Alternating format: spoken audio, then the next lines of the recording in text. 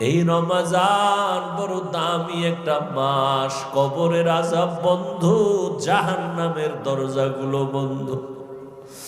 ওই কবরে কোনো আযাব নাই, রূহগুলো অপেক্ষায় আছে। সন্তান, আজকে তুই কোন ঘরে ঘুমাইতেছ? এই ঘরের মালিক তো একদিন আমরা ছিলাম। আজকে তোরে বড় বানাইতে গিয়া আমি মা কত ঘুম নষ্ট করেছি।